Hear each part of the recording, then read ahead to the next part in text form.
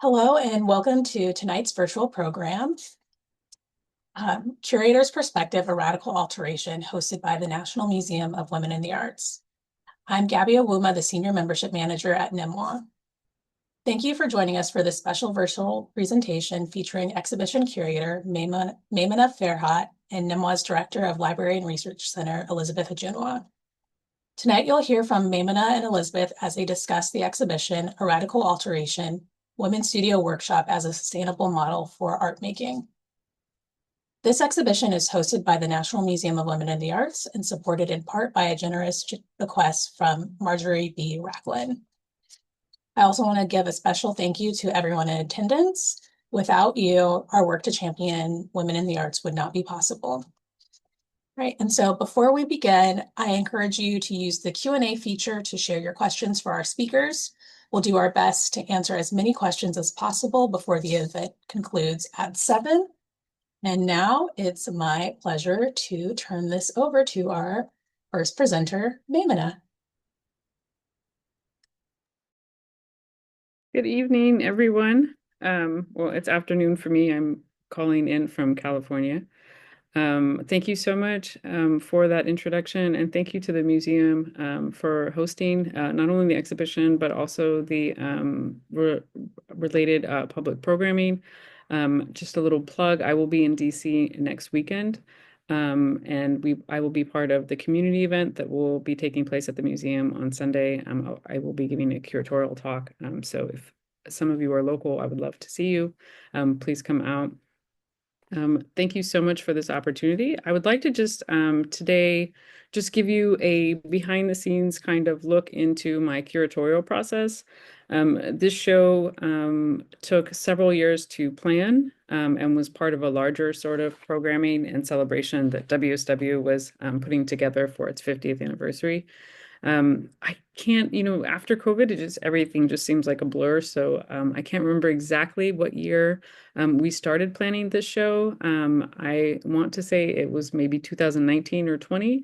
I did go to WSW and spend a few days there, just kind of immersing myself in the environment, familiarizing myself with the campus.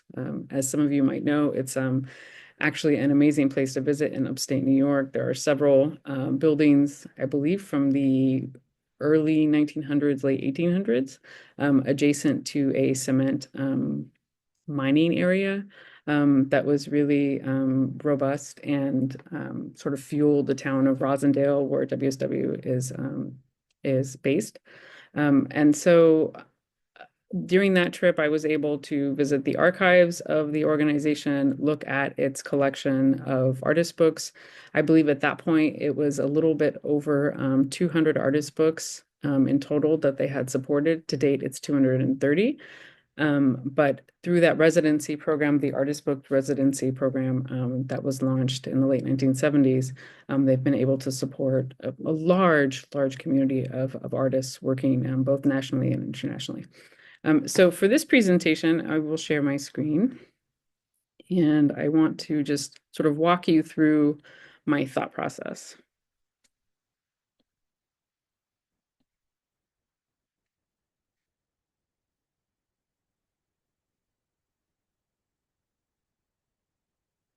Okay. There we go. Okay. So the title of the show is called A Radical Alteration, Women's Studio Workshop as a Sustainable Model for Art Making. You'll see why I titled the show that in a second. This is the exhibition postcard and flyer with a photograph of one of the studios at Rosendale that's part of Women's Studio Workshop. In the image that's on the postcard, you can see sort of a front door and a large window. I believe that was the building that was the mercantile shop for the people that worked at the mines in the late 1800s. And so just to give you an idea of how the campus was created out of existing structures, a historic sort of site. So when my background, I should give you a little bit of my background. My background is in art history. I have a master's degree in museum studies. And so those two things combined, my undergraduate degree is in art history. Those things combined really inform my curatorial practice because I am always thinking about how I can organize an exhibition that provides an opportunity for education, provides an opportunity for questions, for sort of getting the ball rolling on thought and exploring certain ideas and certain time periods. A lot of my shows involve documentation. A lot of times, instead of having sort of a general theme, to which I sort of respond to by selecting artists and particular artworks.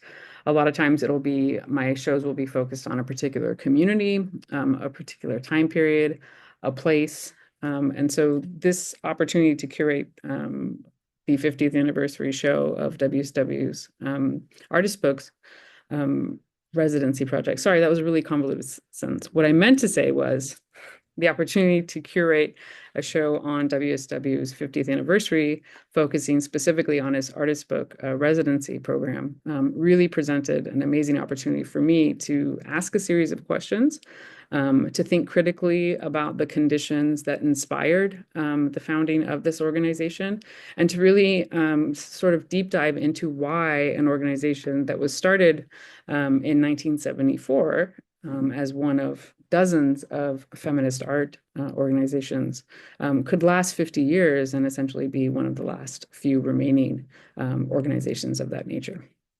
So in general, when I start to curate a show and I start the initial research process, some of the things that I think about are what time period will the exhibition explore? What distinguishes this historical context? What are the social, political, cultural, and geographical, in addition to economic factors of this context? How do these factors inform the work of the artists included in the exhibition?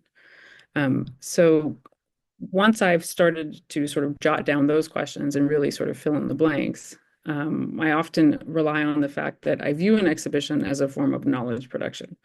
And when I do that, I essentially understand or hope that visitors will draw from the theme of the show, and that the works are represented, the didactic materials and the catalog sort of reflect an opportunity for viewers to dive into that context, to sort of take apart that context and to be able to really understand all of the different sort of conditions that impact art making.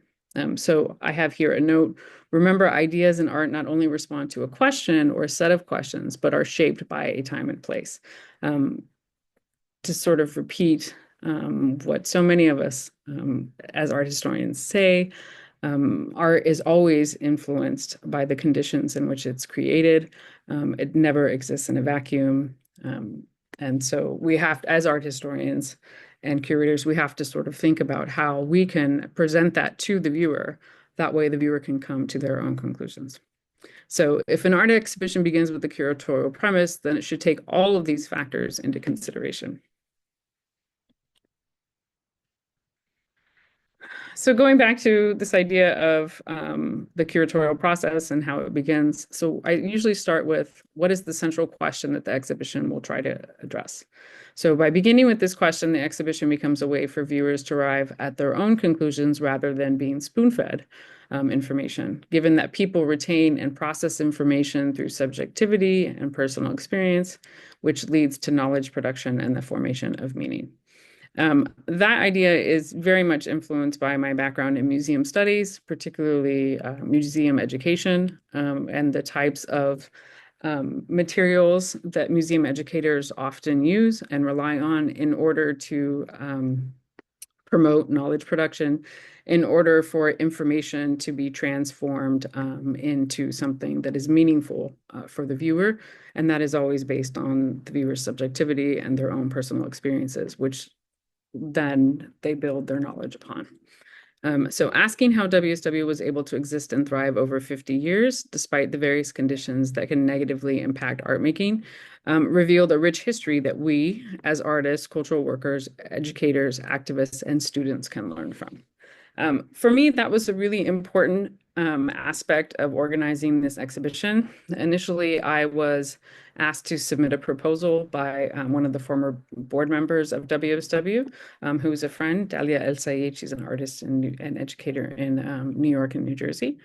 And so when I submitted the proposal, a lot of what I was sort of thinking about was how can I learn from this exhibition? WSW was an organization at the time that I was familiar with, but I wasn't really intimately familiar with it. I had never been there. I myself had not participated in any of the residencies. I knew artists who had, but I didn't really know it as well as I do now, for example. So for me, the exhibition provided an opportunity to learn about WSW's history through various research strategies, but then also to take away that experience and that knowledge and to be able to then present to others something that creates sort of a template for how it can be done. Living and working in New York for close to 20 years, I worked a lot with nonprofit art spaces. I also worked with museums nationally and internationally, but nonprofit arts organizations are very, very special and dear to me. But I also understand how difficult it is to maintain a nonprofit arts organization when you're constantly relying on grants, for example. I understand the fickleness of federal grants, for example, or state grants, even city grants, private funding. It really just depends on the time and the place, whether or not an arts organization can be supported, if it can be sustained. There are so many different factors that go into it. So the fact that WSW has such a reputation for its longevity, and the fact that it's been able to support so many different artists, that was so incredibly important for me as a curator and someone working in both institutions and nonprofit arts organizations. What's their secret? How did they do it, basically? And I think many of us that are involved in the art scene one way or another often wonder, what is the process? What are the key sort of activities that nurture that type of environment and then also allow for that type of sustainability? So I wanted to essentially, by curating the show, I wanted to be able to present a template to people that are interested in that type of work, and view art as something that's rooted in community, advocacy, and activism. So these are the co-founders.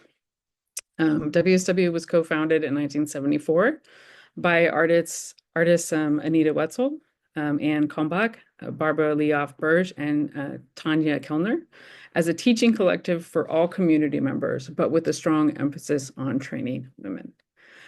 The way that the organization sort of came about was Anne and Tanya were friends. They're actually longtime partners. They live right across the street from WSW's campus in Rosendale, New York. So when I was there, I was able to sit and interview them, which was incredible. Anita was an artist that I believe Anne had gone to undergrad with, or if that information is incorrect, I believe they were active in the same sort of upstate New York art scene. And then Barbara was the partner of Anne's professor at the university that nearby. And so they all knew each other and were friends.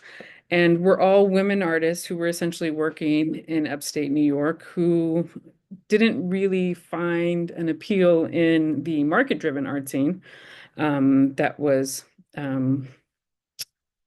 active in New York City, for example, which is about a couple hours south of Rosendale. They were very much interested in teaching, and they were wanting to create work. So the four of them came together and decided that they would launch a space where they could essentially teach. And they could teach to a variety of people from all different backgrounds. For the first 2 years, I believe the classes that they offered were essentially free.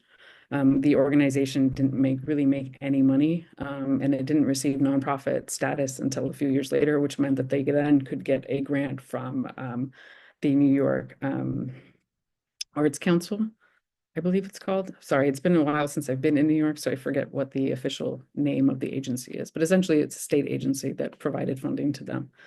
And so they started off by renting a house. Barbara rented the house. near downtown Rosendale, and each room of the house essentially ended up being transformed into a studio. So they had a dark room, photography dark room. They had a printmaking space. They made handmade paper in the attic. The basement also became a studio for a particular media. And so what it was essentially a teaching collective that they carved out of this house with their free services. And they ended up creating or building all of the equipment that they needed, for example, printmaking equipment, photography studio, and so forth, because they needed to have those things. They had no money, but they had this idea and they had this level of really intense level of commitment, and a really strong belief in what they had set out to do. So they essentially taught themselves how to build all of the equipment, and how to create these studios, and they began to teach. So if you look at the exhibition, you'll see a number of curatorial threads throughout. And that essentially comes back to the initial sort of process. So when researching Women's Studio Workshop and the context from which it developed, several factors kept emerging. For one, the political climate of the US at the time. If we go back to 1974, that was the year that Nixon resigned, for example. The Vietnam War was still raging. And the feminist art movement had begun, and sort of popped up all over the country just a few years before. So that kind of folds into this second idea of the social needs of women. Again, artists create and they organize according to conditions. WSW was launched in response to particular conditions at the time that the women themselves were facing. So the social needs of women often pop up in the show. The economic conditions of upstate New York, specifically Rosendale, where the co-founders were working. It was a working class town that in the 1970s essentially was really hard hit by economic conditions. At that point, the cement mine had closed and people were out of work. So for the longest time, the people that attended their classes were essentially women and youth. And the classes were free because that was the context in which they were working in. The town was hard hit, and WSW wanted to be able to support the community as much as it could. We also have to think about the experiments and art shifts in American culture at the time. I'm constantly thinking about developments in art when I curate these shows on particular communities or time periods. How was art developing? What were the types of works that were coming out at the time? So in the 1970s, we can think of conceptual art. We can think of art as being less market-driven and less sort of precious. For example, in San Francisco, in the San Francisco Bay Area, in the 1950s and 60s, artists were all about experimenting with whatever materials they could find. Art was sort of rejected as a luxury item and more sort of embraced as something that was completely idiosyncratic. The feminist art movement is very much about those sort of things, right? Art is not necessarily precious. Art is a reflection of something deeply personal, but at the same time, wholly political. And that ties into the larger sort of ideas of the feminist movement more broadly. And so the co-founders of WSW considered all of the above factors when launching the teaching collective, and therefore the exhibition reflects that complete context as well. Not just the history of WSW, but the larger sort of atmosphere and environment. So how did the co-founders of Women's Studio Workshop respond to these conditions? That is the central sort of theme of the exhibition. And that sort of segues into the diverse artist books that you see in the show, because essentially the artist book residency program at WSW was just a natural sort of extension of the founding sort of principles of the organization and all of the wonderful work that the co-founders were doing. So how did they respond to the conditions in which they were working in by launching this organization? So some of these core sort of principles that I've identified, and I'm sure that the co-founders would agree. But as an objective sort of perspective by an outsider like myself, what I see in WSW is that teaching is a form of activism. Nonprofit work becomes a means of advocacy. Art is essentially an intervention, and self-reliance is a political act. There's very, very strong emphasis, as I was just explaining, with the renting of the house and the creation of all these different art studios, the building of the materials, the teaching of courses that are offered to the broader, offered up to the broader community. That idea is very much rooted in the foundation of WSW. This idea of how can I, as an artist or an educator, create the materials and the space and the conditions that I need to thrive, and that I can then help others sort of develop their own artistic practice and their own way of thinking.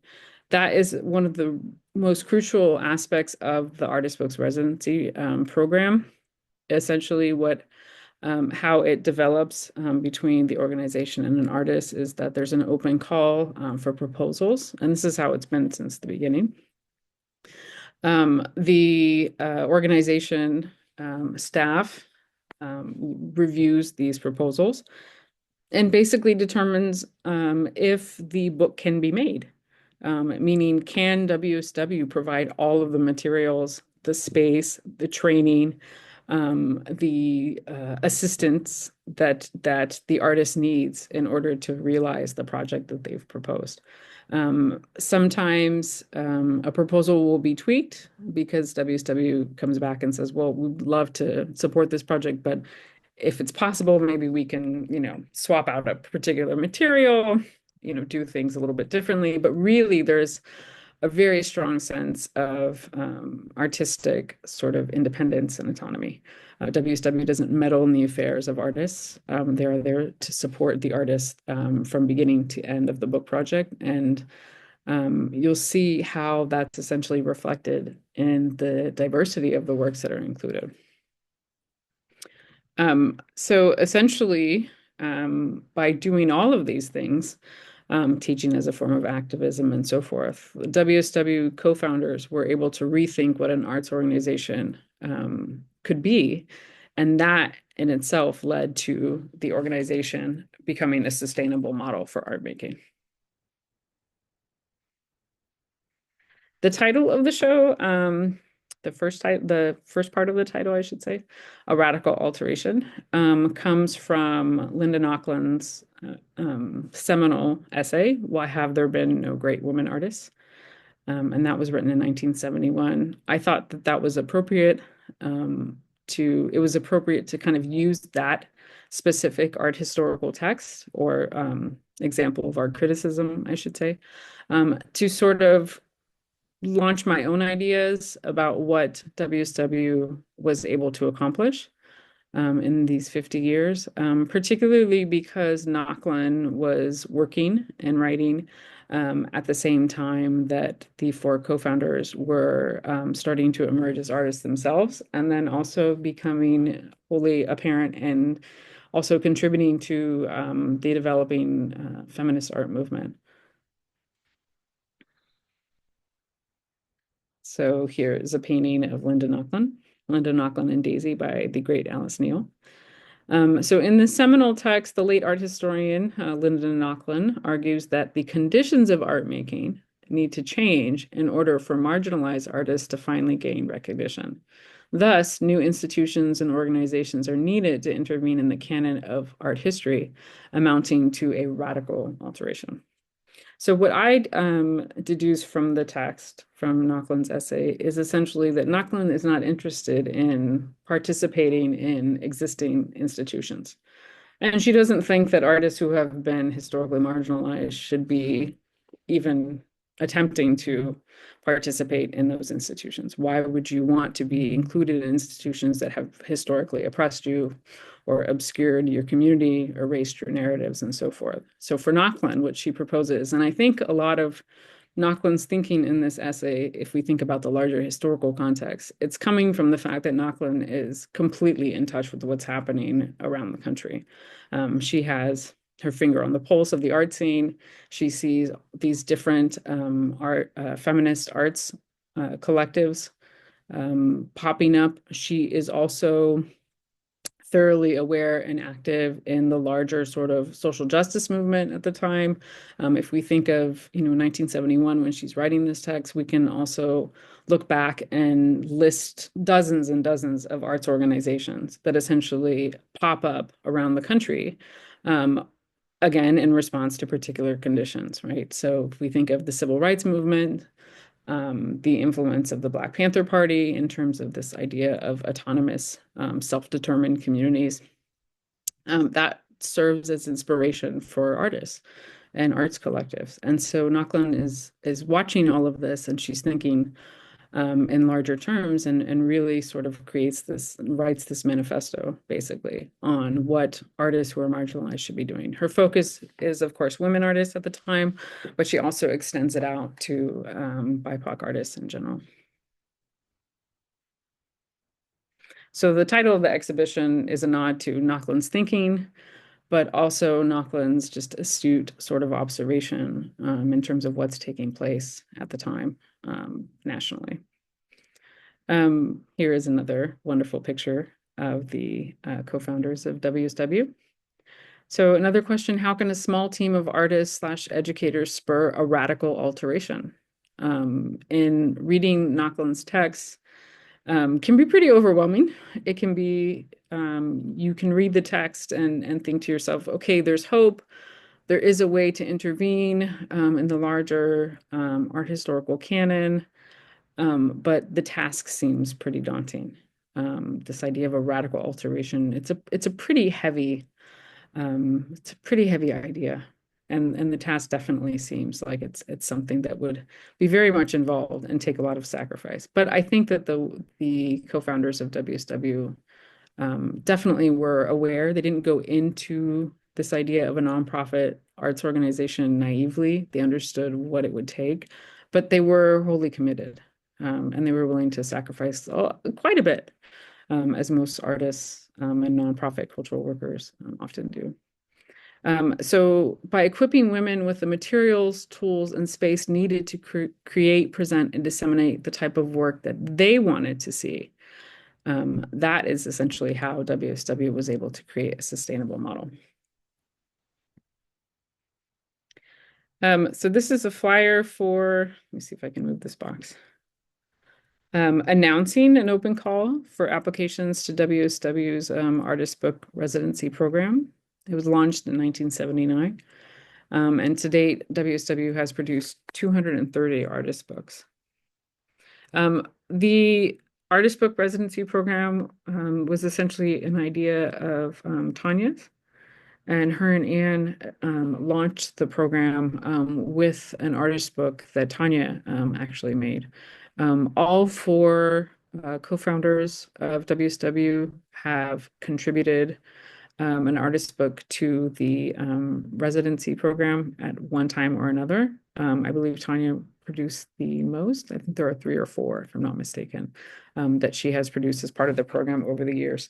In the beginning, the residency program was essentially by word of mouth and invitation, like most things are when, some kind of art initiative is launched. In the beginning stages, it is very much something that sort of develops from other people recommending it, from artists, approaching the studio itself, from artists that the co-founders had exhibited with, that sort of thing. One thing to keep in mind about WSW is that it has several residency programs, and it has for a very long time. In addition to teaching, that seems to have been something that was essentially foundational to the organization. It was another way for the co-founders to be able to support other artists, basically. It was another way for them to provide the means with which artists could produce the type of work that they believed in, essentially. Keep in mind that they are in proximity to New York City the whole time. They're constantly aware of what's happening in the art market. They are aware and they're witnessing the rise of art galleries, for example. They are in the thick of the controversy of the culture wars, right? They are witnessing the end in proximity to the AIDS crisis that's devastating in New York City, particularly the artistic scenes, the literary scenes, for example. And so they are essentially responding in ways that they feel that they can offer help and they feel that they can support artists during this time. They've also personally, as artists, have really sort of moved away from the type of professionalism that art schools at the time were really pushing for. If you recall, with the founding of or the creation of the National Endowment for the Arts, in the 1960s, there was this real push for artists to become professional artists, right? You had to have a gallery, you had to have representation, that sort of thing. That wasn't really something that they were interested in at all. And in fact, it was kind of something that they rebelled against. They wanted to create work and they were interested in experimenting in various type of media. And so if those were their interests, and their needs, then why wouldn't they offer the same thing to other artists, particularly women artists who they, understood were wholly marginalized and sidelined? So there isn't just the artist book residency program that started early on. There's a printmaking studio. There's a paper making studio, photography as well, ceramics. All of those things are very important from the beginning of the organization's founding and continue to be to this day.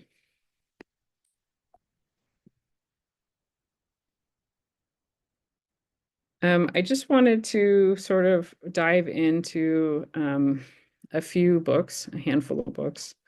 I wish I had time to talk about all of them, but I've selected a few that really sort of resonate with me in particular. I'm sure that there will be books that everyone is drawn to because they have done such an amazing job of really supporting a variety of artists, never really shying away from the content of artist books that are proposed. Irrespective of the political climate, the social climate, whatever it might be. Again, the emphasis is really on how can we support this artist create the type of artist book that they have in mind. What are the materials that are needed? What are the techniques? What type of assistance or training do they need in order to be able to produce the book that they've proposed? So I wanted to start with this one from 1987. This one is by a male artist, actually, who's based in New York City. This one's titled Going to Camp, a meditation about AIDS, quarantine, exile, and personal loss. And Lehman Piersma was also a writer and very much involved in the New York literary scene, in addition to the artistic scene. Every book, it's a limited edition book, and every book comes with this seal at the front that was created in the ceramic studio. So the book is composed of technically ceramics, printmaking. You'll see, I believe, in one of the slides, Xerox photographs and drawings, and there's a lot of poetry in it as well. And essentially what Piersma did was he reached out to over a dozen of his peers, his friends and colleagues in New York City, who had been impacted by the AIDS crisis at the time. And essentially it's a reflection on that crisis and the devastation that the community is essentially experiencing. This is the title page. When you open the book, it opens up across several sort of ways. And it's called Going to Camp. And the introduction, or the dedication, I should say, that he includes reads, "The making of this book started with a casual conversation about what some of us would take to camp if we had to go. Every participant has had to struggle with this theme, but everyone has responded. We dedicate this project to those we have lost. Artist proceeds from this project will benefit the gay men's health crisis in New York City. And then it lists all of the participants. Going to camp essentially is a euphemism for dying of AIDS and HIV. This is the book when it opens. You can see that different pages have different sort of images.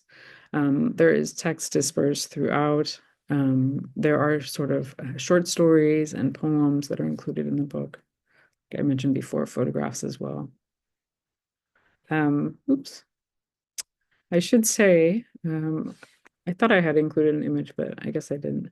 When the book is opened completely, when it's fully opened, it forms a cross. So essentially, the last sort of image that you see, or the major symbol that creates the structure of the book, is a crucifixion. That is very much in response to the environment, the political climate at the time, the hysteria, the demonization, the alienation, the isolation that the gay community particularly faced at the time as they were scapegoated for the AIDS crisis. If you remember, there was a lot of political rhetoric, official sort of statements that were demonizing and scapegoating queer communities. You had official policies, right, that impacted them heavily, and just a really awful, awful time.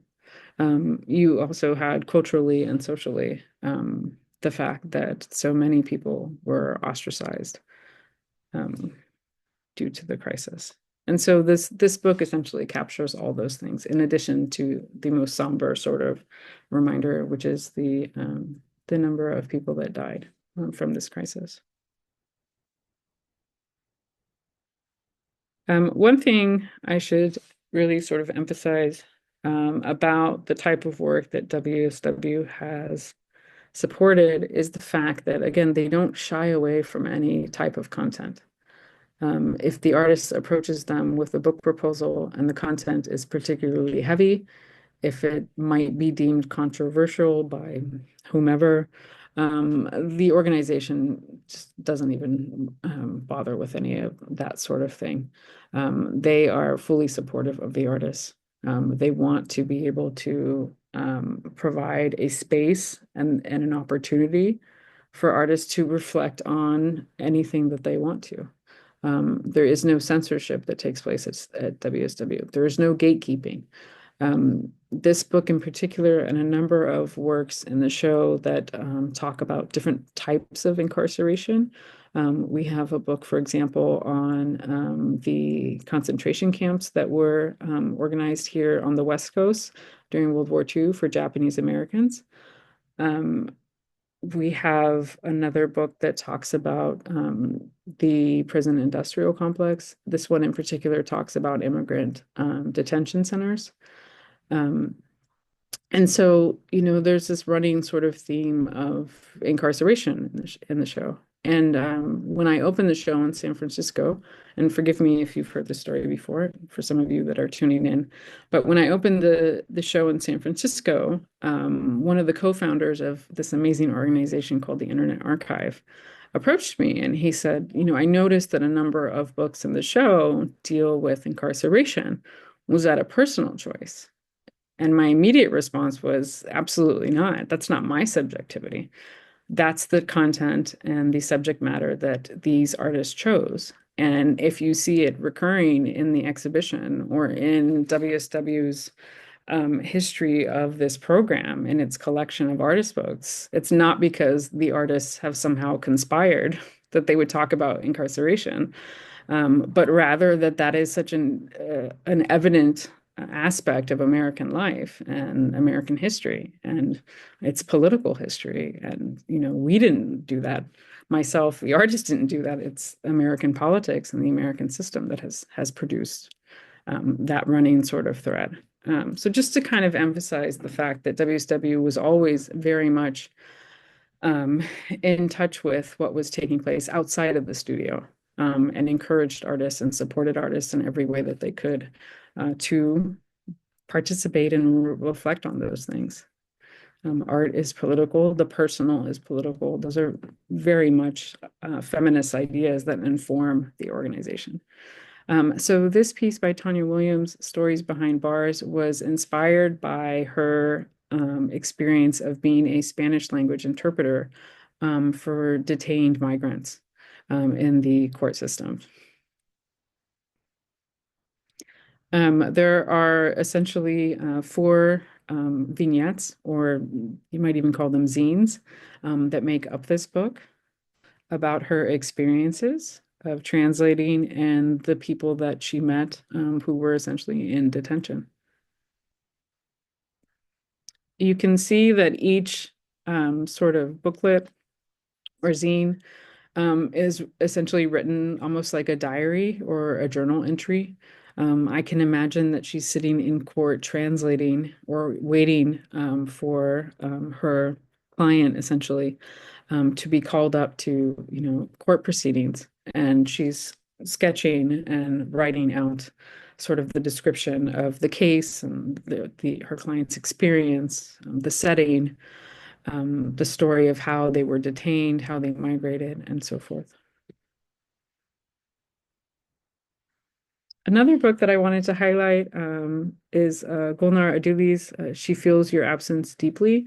This is the image that the National Museum of Women in the Arts has chosen for the exhibition postcard, and sort of the main sort of image of the show. This work is incredibly moving, and I mean, all of the works are incredibly moving. It's really amazing to me how just heavy and affirmative all of the work is. It's also effective work, if that makes sense. Each work is deeply, deeply personal. Even someone like Wilson's Stories Behind Bars, there is a level of intimacy that you see there that you don't see in a lot of work. I think that's partly because of the artist book form itself. It kind of lends to that sort of exchange between the artist and the viewer, and that type of encounter, so to speak. But also just the type of work that the residency program has sort of attracted, if that makes sense. I think it quickly developed a reputation. I think artists were definitely talking to each other and saying, hey, you should really check out this, organization. I know I myself have done that since curating the show. If I see an artist who's producing a particular type of work, I often, say to them, hey, do you know WSW has residency opportunities? Do you know that you can get all the support you need? There's a studio where you could experiment with this type of media or whatever it is. So that's something that you'll definitely see throughout the exhibition. But Golnar's piece in particular is something that I feel very much drawn to, possibly because of my own experiences. My father's from Lebanon, my mother's from Mexico. Immigration is essentially part of our story. Separation, displacement, exile, all of those things, all of those conditions are very much part of my own experience and my own familial history. So I have a feeling that I gravitated towards this book partly because of my own subjectivity. But again, this is how we learn. This is how knowledge is produced through subjectivity and personal experience. So this piece is essentially about Golnar's own experience of being separated from her father. She had immigrated to the US with her family, and then at some point they decided to go back to Iran. Because of her father's political activities, he had to flee Iran while she and her mother, I should say, were still in Iran. And so a lot of a lot of her work actually from this period is essentially a reflection of her own process of going through her father's archives and finding different sort of things, different sort of ephemera from that time, personal items, familial letters, exchanges, and so forth. So the book is printed in a way that it has what looks like a set of children's blocks in the center. And here you see it opened up in the different types of imagery that Goldnar has printed on its pages and the type of materials that she's included. You can see here it is closed. I love this metaphor or this symbol of familial separation, this idea that the blocks become a metaphor for the pieces that essentially she and her mother and her father have had to put back together. I imagine that being displaced is one sort of trauma, but then also separation, right? I mean, these are ongoing social experiences and themes that we're seeing here in real time in the US as families are separated and people are detained. It's interesting because this show was curated several years ago, but a number of the works, if not all of them, have a particular relevancy to the things that we are seeing today. That is partly due to the fact that again, the co-founders of WSW and the staff that has continued their project and their legacy have had the insight to select work and to support work that is essentially timeless and completely relevant. So here it is closed again. And then the last work I wanted to briefly talk about is by Celeste Hernandez. I believe Celeste Hernandez is the first trans artist that WSW has supported in their artist book residency program. That sort of opening of whom WSW serves really took place over the last sort of 10 years.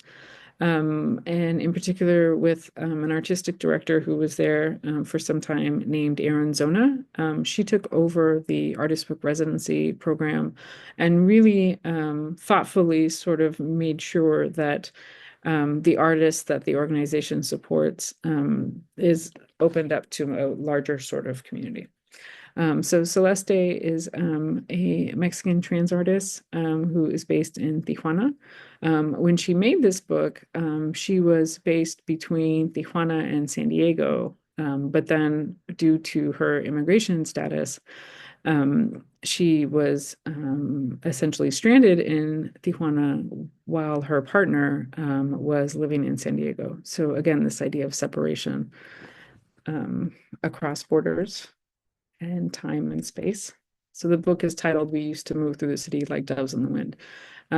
Another important aspect of this book is the fact that it was produced during COVID, largely during COVID. And it was produced as a series of sort of exchanges between Celeste and Erin. They worked on Zoom, basically, back and forth, developing the book. Erin contracted out to have it printed as using RISO technology. And then even I remember sitting with Erin when we were talking about the development of the show and the idea of including this book.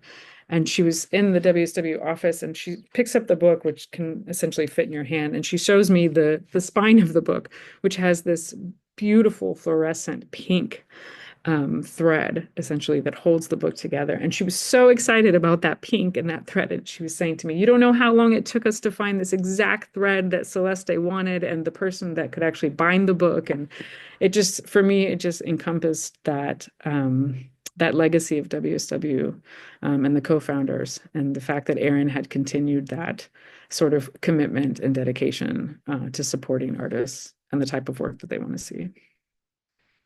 So this is the title page. And a lot of the book's pages essentially are reflections of Celeste's conversations with her partner, text messages, different sort of exchanges that they've had as they were separated from each other. It's a really beautiful, beautiful book. That's all I have.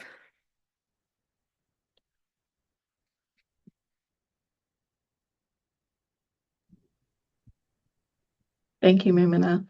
It's cool to see this presentation.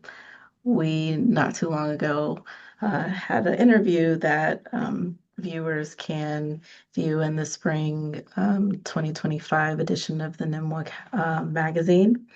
And we talked about a lot of these different topics that you're bringing up now, so it's great to see it again in presentation form and not just us nerding out about it. Um, You've already answered one of the questions that I was going to ask you in the conversation part. And for those who are able to stay a little longer and have questions, I have some questions from Maymanah and I'll ask some of yours if you have them. So please put them in the Q&A box if you do. Um, but I wanted to circle back to something you were talking about, Maymanah, which is the exhibition covers not only the history of Women's Studio Workshop, but it features these really fantastic artist books. You showed a few of them. Um, but I wanted you to touch a little bit more on the recurring themes in the exhibition. You talked a little bit about um, incarceration being one of the themes, but tell us a bit more about what came up and if you were surprised by any of the themes that came up when you were curating the show.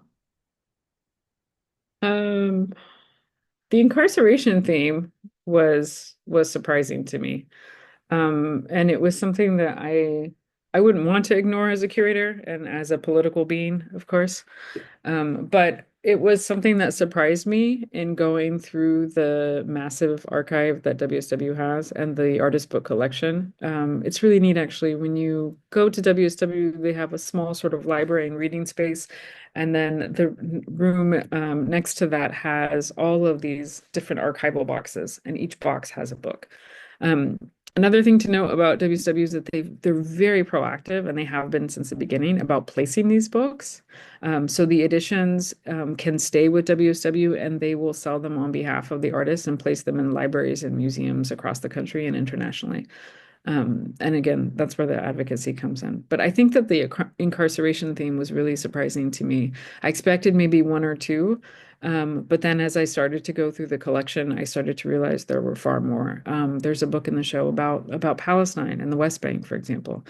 There's another book about a an artist's brother who is institutionalized, and who passes while being institutionalized. And so this theme is very much part of the larger sort of narrative of American history.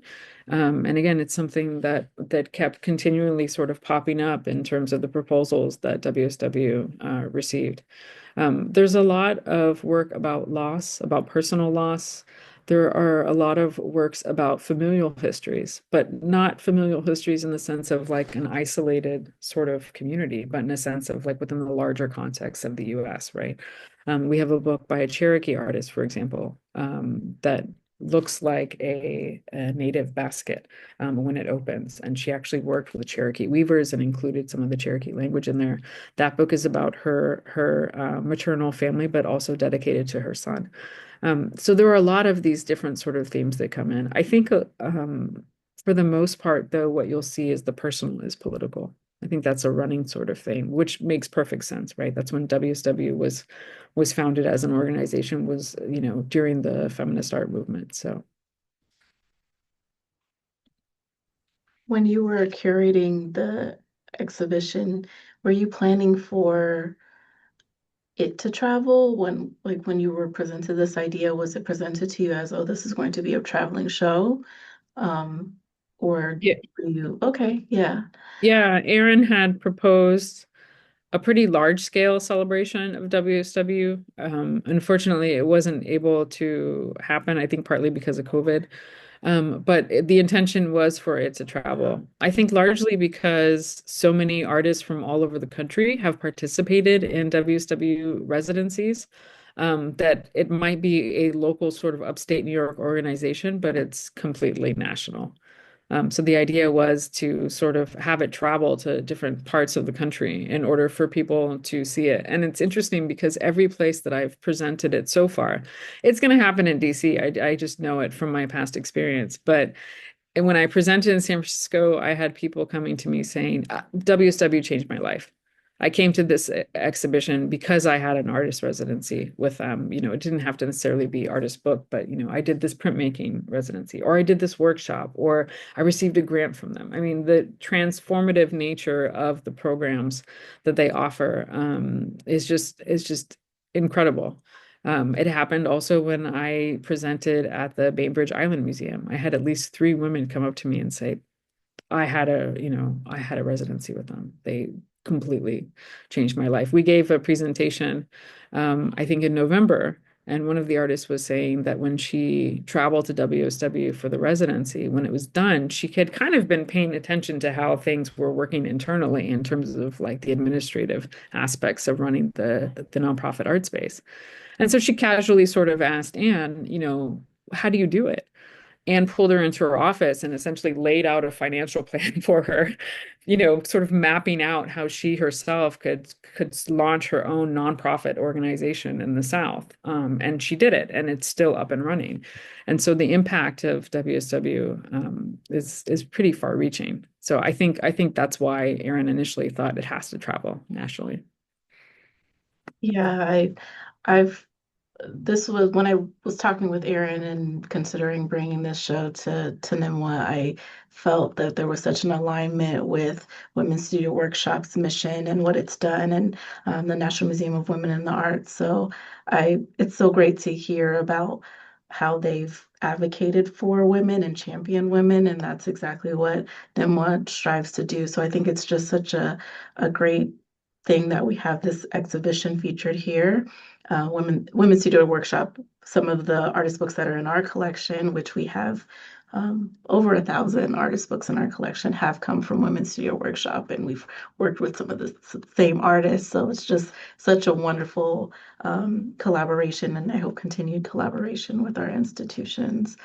There's a few questions in the Q&A, so I want to ask some of those. One is, how do you decide how to display the books?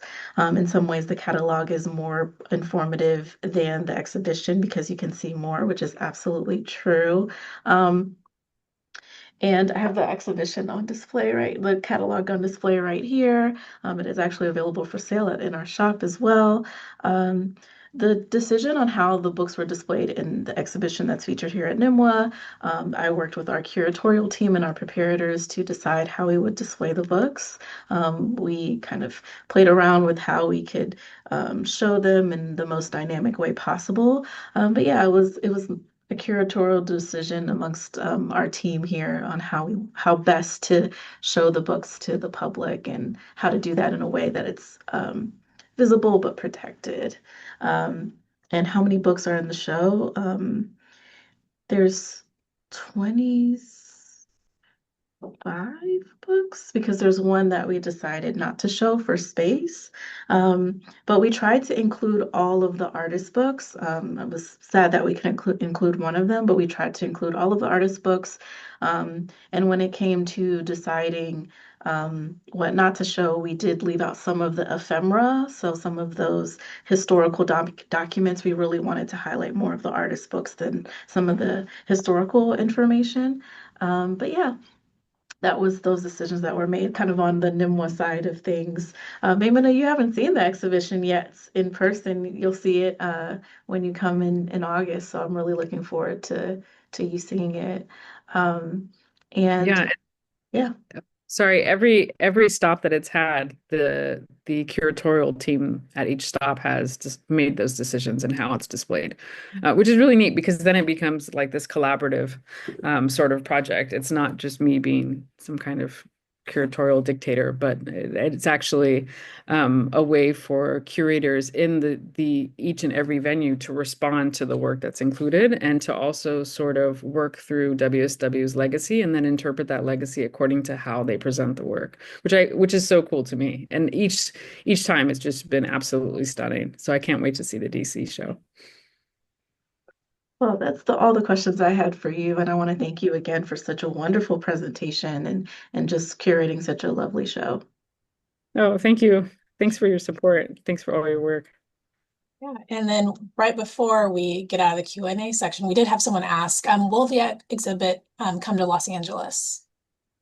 No, unfortunately, it's coming to an end, I think, in the end of September in Minnesota. So no, sadly. But the catalog is there. And also, I wanted to say, yes, there's far more information in the catalog. My origin story is that I'm a writer. I was pulled into curating, not because out of choice, but it just happened. because of my writing. So a lot of my work is essentially the catalog and the book first, and then the show.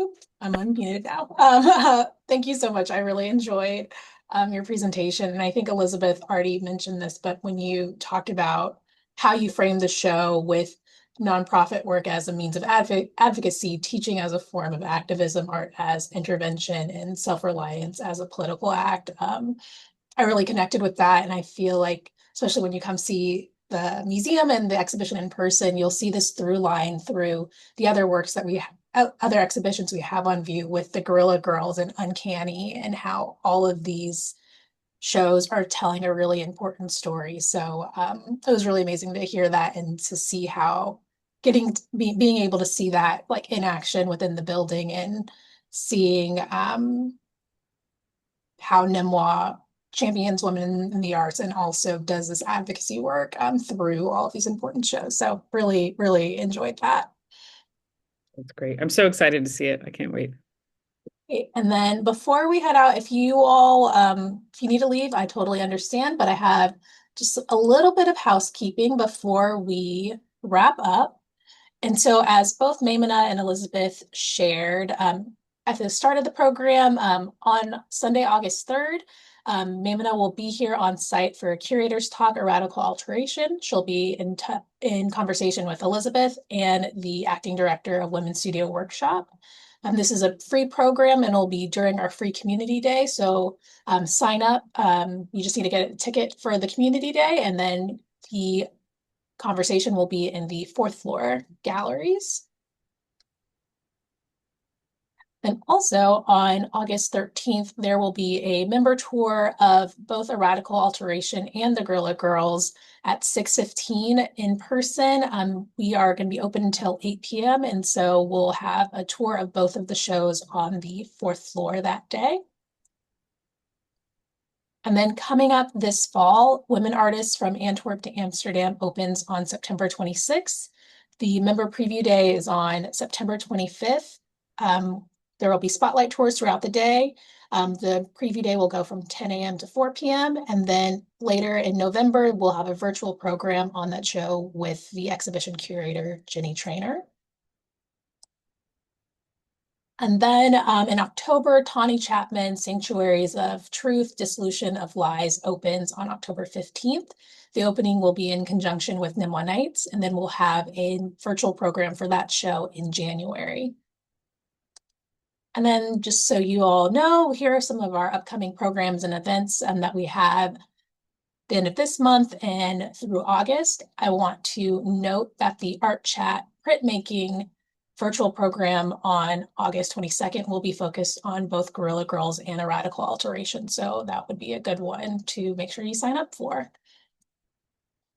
And also, as you may know, all of our virtual programs, public programs are on YouTube. I want to shout out Elizabeth for her program with Allison Sarr last month. That's one of our latest for public programs that's on YouTube. It's a really great watch, and it's amazing to hear about Allison's interpretation of Octavia Butler's book Kindred. So definitely check that out, and check out our other virtual programs that are on YouTube.